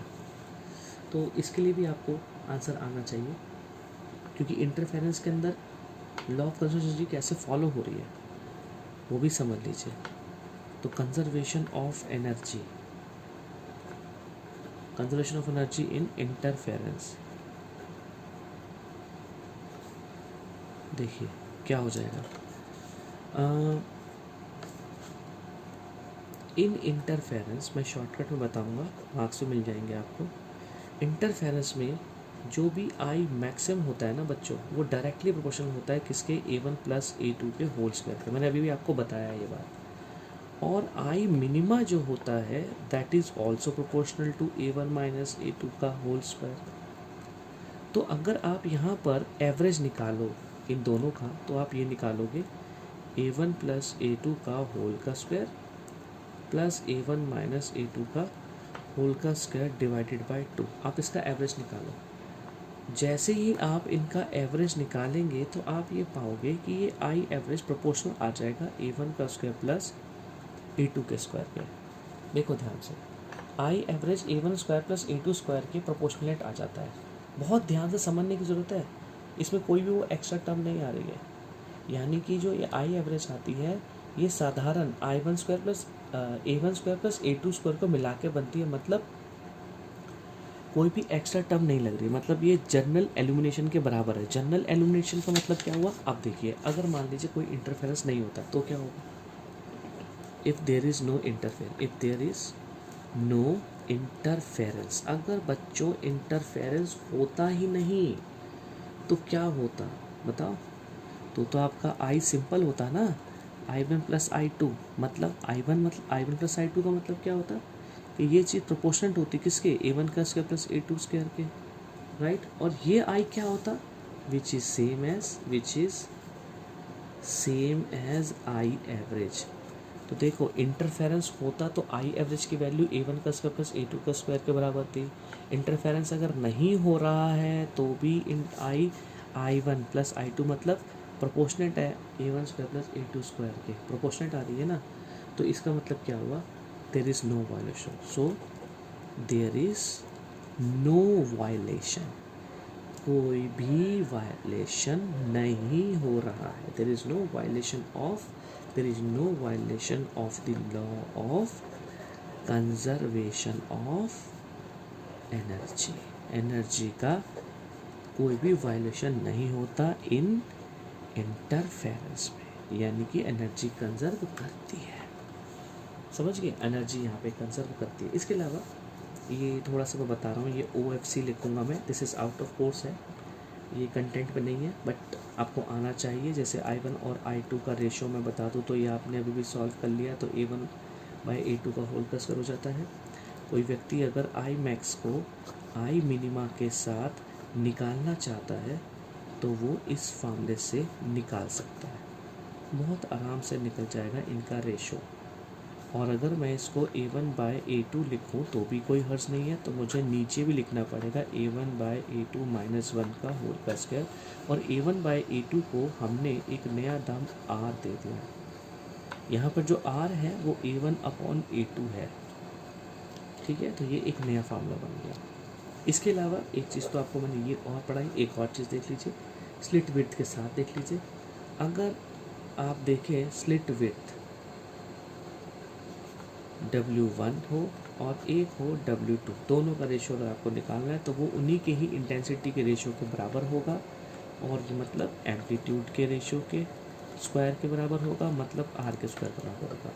तो ये चीज़ मत भूलिएगा कि अगर आपको कोई स्लिट की रेशो को बारे में बात करना चाह रहा है तो आप उसी की ही इंटेंसिटी के रेशो को बता सकते हैं, ठीक है। तो this is all about your interference. इसके अलावा लास्ट एक और पोर्शन बचता है कि वाइट लाइट के साथ इंटरफेरेंस कैसा होता है। ये मैं आपको वैसे ही समझा देता हूँ, बहुत आसान है। Interference with white light, paper में क्वेश्चन ये भी आ जाता है कि वाइट लाइट के साथ इंटरफेरेंस समझाओ। देखो बेटा, मैं आपको बताऊंगा वाइट लाइट क्या है। वाइट लाइट के अंदर क्या होता है बेसिकली। वाइट लाइट में मैं ज़्यादा लिखूंगा नहीं थ्योरी, मैं समझाने की कोशिश करूँगा आपको। अगर आप वाइट लाइट देखते हो ना तो बेटा वाइट लाइट में ना कलर्स होते हैं। कहाँ से कहाँ तक रहते हैं वो कलर्स, आपको सबको मालूम है, वायलेट टू रेड रहते हैं। तो क्या उनका कोई रेंज भी होता है वेवलेंथ को लेके? यस होता है। 4000 एंगस्ट्रॉम से 7000 एंगस्ट्रॉम तक का लैम्डा होता है, ठीक है। ये डिफरेंट कंपोनेंट जो होते हैं वाइट लाइट के, ये अपनी अपनी इंटरफेरेंस पैदा करते हैं। फिर से सुनिएगा, ध्यान से सुनिएगा ये वर्ड मैंने जो बोला। डिफरेंट कंपोनेंट्स जो होते हैं वाइट लाइट के, क्योंकि वाइट लाइट में बहुत सारे कलर्स होते हैं, कितने 7। तो ये सभी डिफरेंट कंपोनेंट्स कलर जो होते हैं वाइट लाइट के, ये अपनी खुद की इंटरफेरेंस पैटर्न बनाते हैं। तो जो स्क्रीन होती है, स्क्रीन के सेंटर पर पाथ डिफरेंस 0 हो जाता है। जो आप स्क्रीन देख रहे हो, इस स्क्रीन पे क्या होता है, जैसे आप पैटर्न बनाएंगे तो पैटर्न अगर आप देखेंगे तो अगर ये ठीक बीच का जो पैटर्न होगा, अगर आप उस पैटर्न को ऑब्जर्व करते हैं तो उस वाले पैटर्न पर जो पाथ डिफरेंस होता है वो 0 होता है। मतलब इस पैटर्न पर जो लैम्डा की वैल्यू आती है, डेल्टा लैम्डा मैं बोल देता हूँ, that will be equal to 0। यानी कि सभी के सभी जो आप कह लीजिए जितने भी कंपोनेंट्स होंगे वो सभी कंपोनेंट्स का पाथ डिफरेंस 0 हो जाएगा, जिसकी वजह से जो ब्राइट फ्रिंज होगी डिफरेंट कलर से ओवरलैप करेगी सेंटर पे। अगर यहाँ पर ओवरलैपिंग होती है, क्या होती है इस वाले एरिया में, दिस इज़ माई सेंटर, तो सेंटर मैंने क्या बताया, ओवरलैपिंग होगी।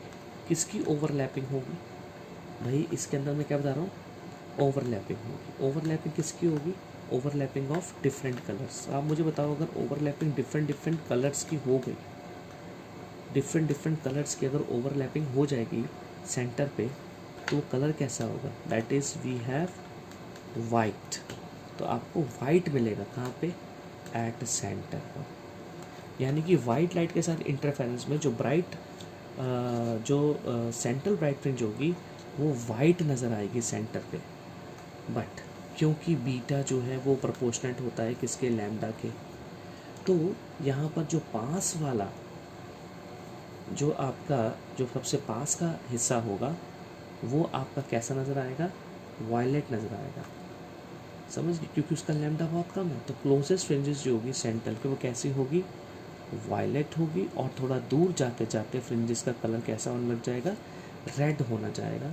और थोड़ी देर के बाद फ्रिंजेस का पैटर्न बिल्कुल लॉस्ट हो जाएगा, फ्रिंजेस विल बी लॉस्ट। आप ऐसे कह सकते हैं, after few fringes the interference pattern is lost due to the large overlapping of fringes, क्योंकि फ्रिंजेस लगातार ओवरलैप करेंगी, ओवरलैपिंग की वजह से इंटरफेरेंस पैटर्न आपका क्या होगा, at the end interference pattern, यहाँ पर मैं लिख देता हूँ, इंटरफेरेंस पैटर्न जो होगा, दैट इंटरफेरेंस पैटर्न लॉस्ट हो जाएगा।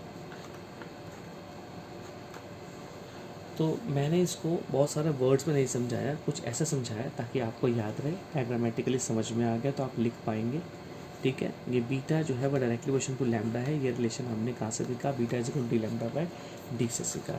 तो this is all about your interference. हमने इंटरफेरेंस का पूरा थ्योरेटिकली नॉलेज ले लिया कि इंटरफेरेंस क्या होता है, इंटरफेरेंस हम किसे कहते हैं, और इंटरफेरेंस के अंदर वाइट लाइट का इंटरफेरेंस कैसे निकालते हैं, आई मैक्स क्या होता है, आई मिनिमा क्या होता है। अब आपका एक टॉपिक रहेगा that is called diffraction, that will cover in the next class. ठीक है, शुरुआत में हम थोड़े बहुत उसके क्वेश्चन देखते हैं इंटरफेरेंस के इस क्लास के बाद, और फिर हम देखेंगे डायफ्रैक्शन। जब तक आप इसको पढ़िए, आपकी थ्योरी बहुत इंपॉर्टेंट है जो एग्ज़ाम में आ सकती है। Thank you so much children, thank you so much.